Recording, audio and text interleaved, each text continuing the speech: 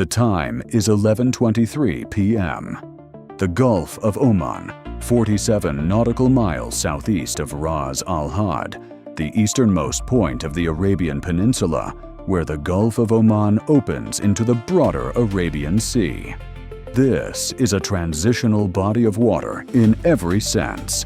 Geographically, it sits between the enclosed pressure cooker of the Persian Gulf and the open strategic depth of the Indian Ocean. Operationally, it serves as the primary egress and ingress route for everything that transits the Strait of Hormuz, and meteorologically, at this hour, it is producing a moderate sea state with a northeast swell running at 1.8 meters and a surface wind at 14 knots from the north-northwest. The sky is overcast. There is no moon. The horizon is invisible. The water and the air are the same shade of black. The USS Fitzgerald DDG-62, an Arleigh Burke-class guided missile destroyer, is running northeast at 17 knots on a standard patrol tasking that puts her in the throat of the Strait's eastern approach, the geographic choke point through which Iranian naval activity exits and enters the Gulf. This is not a comfortable assignment geographically. The coastline to the north is Iranian territory. The waters through which the Fitzgerald is moving have been the theater of every Iranian naval provocation, every IRGCN harassment, every fast boat swarm and helicopter close approach that has characterized the operational texture of Fifth Fleet's Gulf of Oman presence for the past decade. The crew of the Fitzgerald is experienced. This is not their first deployment to this water.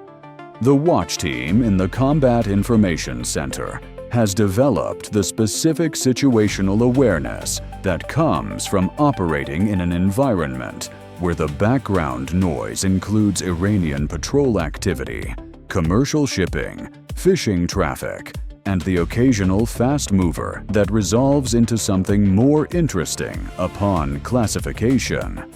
They read the Gulf of Oman the way experienced sailors read any complex operational environment, not with alarm at everything, but with calibrated attention to the things that don't fit the pattern. In CIC, the midnight watch had been running for an hour and 23 minutes. The tactical action officer had reviewed the surface picture, 11 contacts, none of them producing tracks that required active management. The air picture was clean. The electronic warfare picture was baseline Gulf of Oman, which means the SLQ-32 was logging the usual parade of Iranian shore-based radar emissions from the coastal surveillance network that monitors this transit corridor continuously, a network so predictable in its operating patterns that the Fitzgerald's SLQ-32 operators had assigned informal nicknames to the individual emitters based on their signature characteristics and their tendency to activate at specific hours. One of those emitters had changed its behavior 47 minutes ago. Not dramatically. Not in a way that would produce an automatic alarm or a classification upgrade. But the shore-based radar station designated in the watch team's informal lexicon by a name that will not appear in this narrative had shifted its scan rate by approximately 12% and increased its dwell time on the Fitzgerald's bearing sector from the standard 2 seconds per sweep to something closer to 4. The SLQ-32 operator had noted it at 10:36 p.m., flagged it to the electronic warfare officer, and received in response the professional judgment that it was probably a routine calibration or an operator adjustment, worth logging, not yet worth escalating. At 11:19 p.m., the same station had activated a second radar on a fire control frequency band. That one escalated. The electronic warfare officer was at his console when the second activation came through, and the word he used, quietly, precisely to the watch officer beside him, was not an expletive. It was a technical designation. A designation that corresponded to a specific radar type, a specific employment mode, and a specific set of implications that required the tactical action officer's immediate attention. The tactical action officer was at his side in 11 seconds. He looked at the display. He looked at the frequency. He looked at the dwell time on the Fitzgerald's bearing. The midnight watch, which had been proceeding with calibrated routine, had just become something else. At 11:23 p.m., the AN/SPY-1D picked up a fast-moving airborne contact 31 nautical miles to the north-northwest, altitude 40 feet, speed 0.88 Mach, bearing 273 degrees, inbound. The tactical action officer had been looking at the electronic warfare display for 4 minutes and 11 seconds when the missile contact appeared. He had not been surprised. He had been prepared.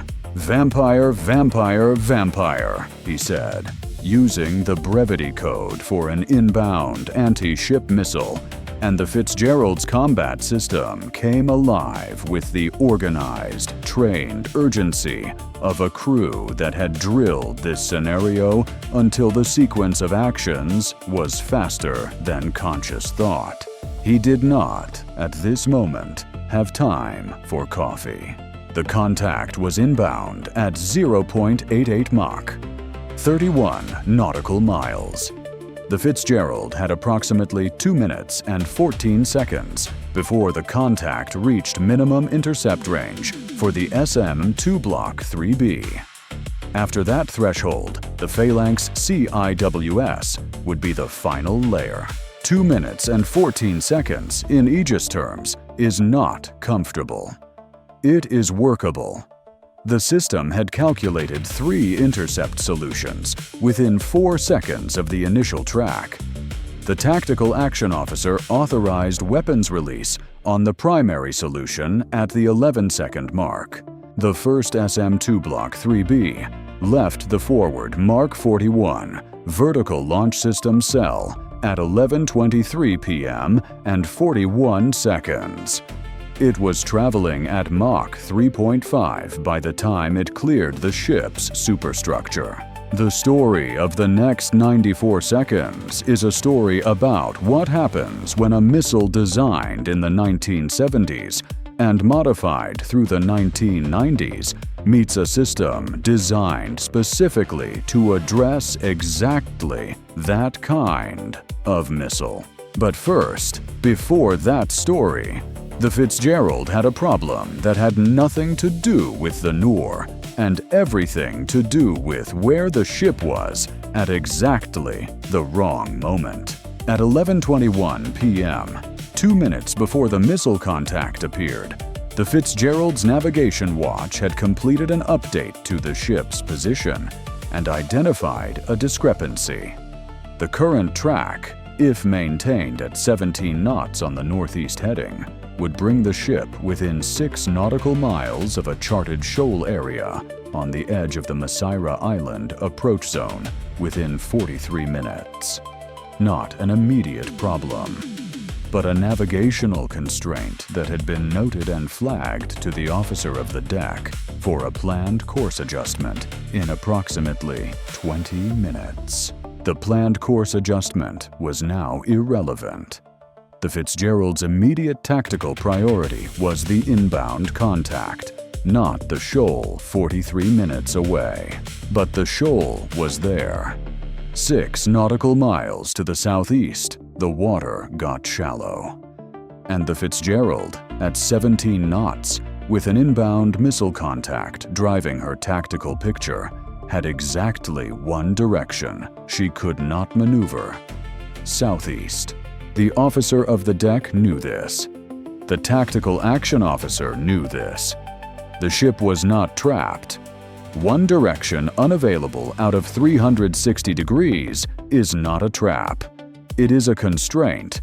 But it was a constraint, and it was a constraint that the inbound contacts targeting solution had not accounted for, because nobody in the IRGCN planning room that afternoon had known about the shoal datum update on the Fitzgerald's navigation plot. They had picked their timing for other reasons. They had, accidentally, picked a moment when the Fitzgerald's maneuvering freedom was 1/6 reduced. That 1/6 reduction in maneuvering freedom was not going to matter. But for approximately 90 seconds, it was a genuine variable in the tactical picture. The SM-2 was already airborne. The combat system was already tracking both the interceptor and the inbound contact simultaneously.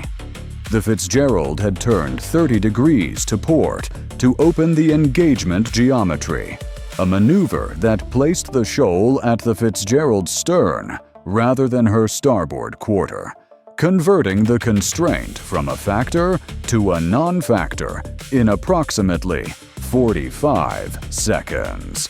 The navigation constraint had lasted 90 seconds before the officer of the deck's helm order removed it from the picture. The missile, still inbound, had 71 nautical miles of unobstructed travel behind it and approximately 17 nautical miles remaining. It was not going to cover those 17 nautical miles. The Noor anti-ship missile, to give it its proper name and its proper technical introduction, is Iran's most capable domestically produced anti-ship system.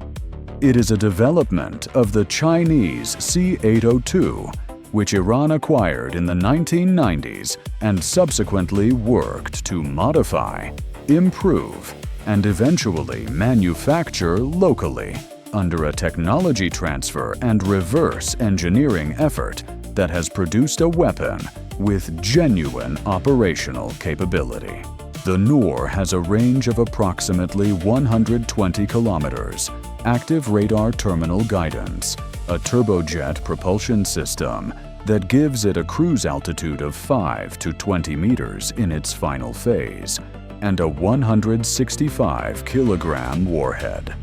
It is a real weapon. It has real capability.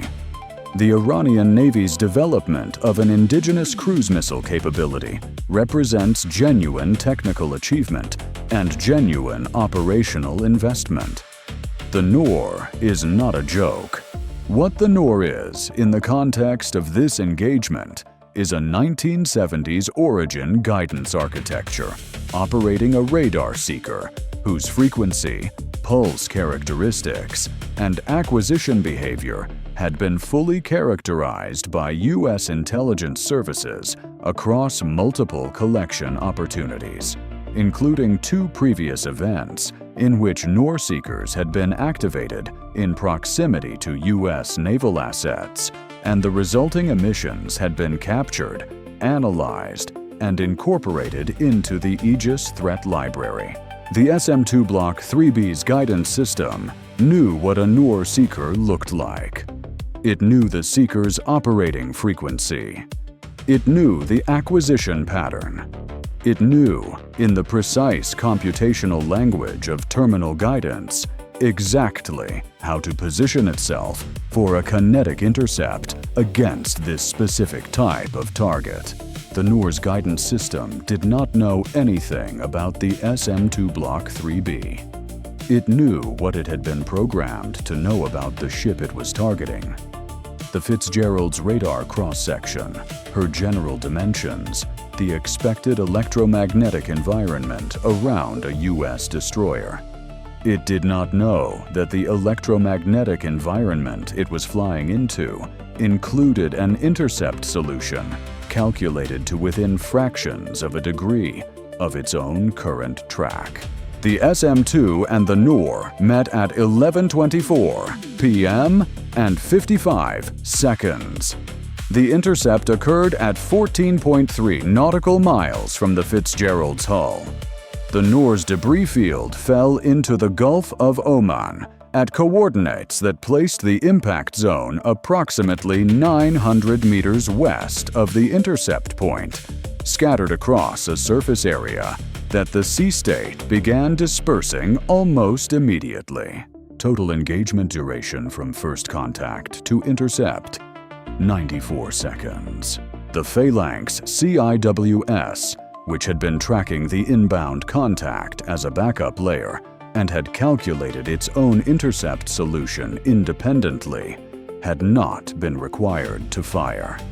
The SM-2 had been sufficient. In CIC, the tactical action officer looked at the display. The inbound track was gone. The intercept geometry was clean. The Fitzgerald zone systems showed all units nominal. He picked up his radio. Strike group, this is Fitzgerald. Splash 1. All stations, report damage and status. The reports came back clean. No damage. No personnel losses. 1 SM-2 expended. The ship was intact. The watch team was intact. The midnight watch, which had been interrupted for 94 seconds by the most kinetically significant event any of them had experienced on this deployment, resumed. The officer of the deck ordered the planned course adjustment, the one that had been scheduled 20 minutes before the missile appeared, to clear the shoal datum on the Masira Island approach. The Fitzgerald turned to her new heading.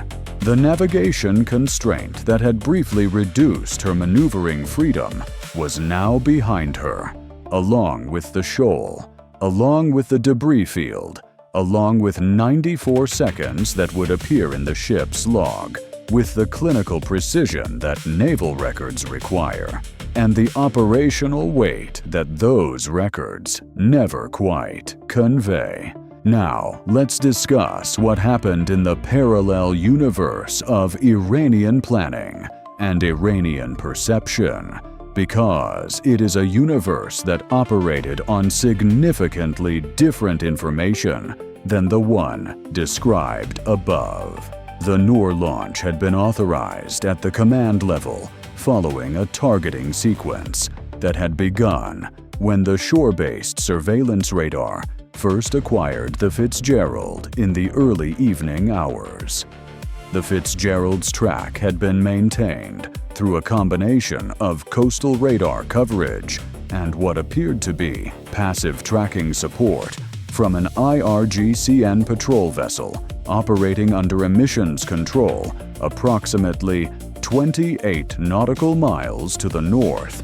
A vessel, the Fitzgerald's SLQ-32, had logged at 7:44 p.m. when its navigation radar made a brief, possibly inadvertent, activation. The targeting solution had been built over approximately 6 hours. The launch timing had been selected for the period when the Fitzgerald would be at a specific point in her patrol track. The point where, on previous pattern analysis, the ship typically reduced speed for a navigational waypoint adjustment. The analysis had been thorough. The timing had been deliberate. The weapon had been selected because its range and guidance system were assessed as appropriate for the engagement geometry. What the planning had not incorporated was the Fitzgerald's SLQ-32. Specifically, what the planning had not incorporated was the capability of the SLQ-32 to detect the shore-based fire control radar activation at 11:19 p.m. and provide the tactical action officer with 4 minutes and 4 seconds of warning before the missile contact appeared on the SPY-1D. 4 minutes and 4 seconds. That is the difference between a 94-second engagement that begins at the moment of tactical action officer authorization and a 94-second engagement that begins 4 minutes later with the missile 22 nautical miles closer. At 22 nautical miles, the SM-2 Block IIIB can still intercept a Noor. The engagement timeline is tighter. The CIWS backup layer becomes more relevant. The margin is smaller. At 14.3 nautical miles, where the intercept actually occurred, the margin was professional and comfortable. The 4 minutes and 4 seconds of warning produced by the SLQ-32's detection of the fire control radar activation were the most important 4 minutes of the engagement. They were generated not by any action the Fitzgerald took in response to the missile, but by the passive collection of a radar emission by a system that had been logging Iranian shore-based radar behavior for the entire patrol. The SLQ-32 had been doing its job all night. At 11:19 p.m., its job had mattered in a specific and measurable way. The intelligence picture that the Fitzgerald's collection generated across the engagement covered several categories that the Fifth Fleet intelligence staff would find valuable. The fire control radar characterization from the 11:19 p.m. activation was the highest priority item. The specific emission profile, frequency, scan rate, dwell pattern, the precise sequence of modes from acquisition through fire control designation was captured in its entirety during the 4-minute window before launch. This characterization was compared against the existing threat library and found to match a known Iranian fire control system, with one significant difference. The dwell pattern in the final pre-launch phase was measurably different from the previously documented baseline, consistent with a software update to the targeting algorithm. An Iranian fire control radar that has received a software update to its targeting algorithm is not the same threat as the version that existed in the threat library before this engagement. The new characterization was logged, analyzed, and distributed. The threat library was updated. Every U.S. asset in the Fifth Fleet area of operations woke up the next morning with a slightly more accurate picture of what to listen for.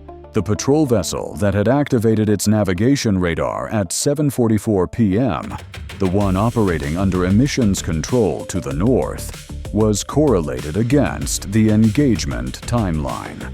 The correlation was not definitive, but it was consistent with the vessel having served as a passive tracking support asset during the targeting sequence. The vessel's identity, position history, and emissions profile were flagged for continued monitoring. The Noor's own seeker, which had been active from approximately 11:24 p.m. until the intercept at 11:24 p.m. and 55 seconds, had been operating for 55 seconds before the SM-2 reached it. In those 55 seconds, the SLQ-32 and the Aegis system had captured the seeker's operating parameters: frequency, pulse width, acquisition scan pattern, and confirmed them against the existing library characterization with high fidelity. The confirmation was itself useful. It meant the characterization the library was using was accurate, which means the engagement solutions calculated against it were accurate, which means the next SM-2 fired against a Noor will have the same quality of targeting data as this one. The SM-2 that intercepted the Noor costs approximately $2.1 million. The Noor costs approximately $1.5 million, depending on whose cost estimates you find credible. The engagement was, in the narrowest financial sense, a slight net negative for the U.S. Navy. Somewhere, a budget officer had a thought about this, and then had a second thought about whether this was the appropriate moment to share it. The broader intelligence product generated by the engagement the fire control radar update, the algorithm change characterization, the patrol vessel correlation, the seeker confirmation, is not valued in dollars. It is valued in the quality of future engagement solutions, in the accuracy of threat library entries, in the 4 minutes of warning that the next time might also produce, or the 3 minutes, or the 2, depending on what the Iranians do differently next time. They will do something differently next time. They always do. The gap they're trying to close is the gap created by U.S. electronic warfare capability, detecting their fire control radar before the missile leaves the launcher. They know about that gap. They have known about it. What they don't know is the precise extent of it, the precise parameters of what triggers the detection, the precise frequency offsets or scan rate adjustments that might reduce the detection window. They won't learn those parameters from this engagement. The Fitzgerald's collection wasn't transmitted to anyone in Tehran. The 4 minutes of warning doesn't appear in any Iranian after-action report because the Fitzgerald's internal knowledge of its own warning timeline is not accessible to the people who need to understand why their missile failed. They will assess that the SM-2 worked. They will assess that the Aegis system performed. They will adjust their doctrine in response to what they can observe, and what they can observe is the intercept, not the warning, not the SLQ-32 activation timeline, not the 4 minutes and 4 seconds that made the engagement look comfortable from inside the Combat Direction Center. The gap will remain. It will remain because closing it requires knowing exactly what the other side's passive collection system detected and when, and that information is not available to the people who would need it to close the gap. In the Iranian press the next morning, there was no coverage of the engagement. A failed missile launch is not content that Iranian state media finds useful for the narratives it maintains about Iranian military capability. The engagement did not happen in the official Iranian information space.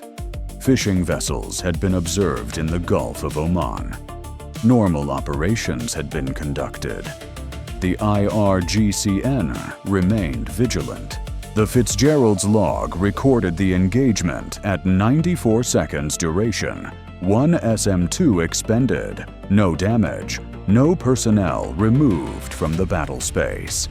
The intelligence annex recorded the fire control radar characterization, the algorithm update, the patrol vessel correlation, and the seeker confirmation. The intelligence annex traveled to Bahrain, to Pearl Harbor, to addresses that are not in the public record. The midnight watch resumed. The officer of the deck's course adjustment cleared the shoal datum by 12 nautical miles. The SLQ-32 operators returned to monitoring the coastal surveillance network, the familiar parade of Iranian shore-based emitters with their informal nicknames and their predictable patterns. One of those emitters was quiet for the rest of the night. The fire control radar that had activated at 11:19 p.m. did not activate again.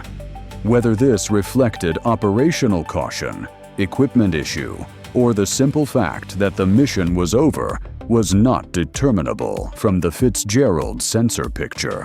The SLQ-32 logged the silence with the same thoroughness it logged the emissions. Absence of emission is data. Everything is data. The system does not distinguish between interesting data and uninteresting data. It collects, characterizes, and stores. The analysts decide what matters. In this case, almost everything mattered. The Fitzgerald's midnight watch ended at 4 a.m. The oncoming watch received its brief, reviewed the incident log, and noted the SM-2 expenditure with the quiet professional acknowledgement of people who understand that expending a $2.1 million interceptor in defense of a $1.8 billion warship and its crew is not a budget conversation, but an outcome. The ship was intact. The crew was intact. The intelligence package was in transit. Outside, the Gulf of Oman was the same shade of black it had been at 11:23 p.m. The northeast swell was still running at 1.8 meters. The surface wind was unchanged. The horizon was still invisible. Nothing about the water looked different. The water is never different after these events. The ocean absorbs them and continues.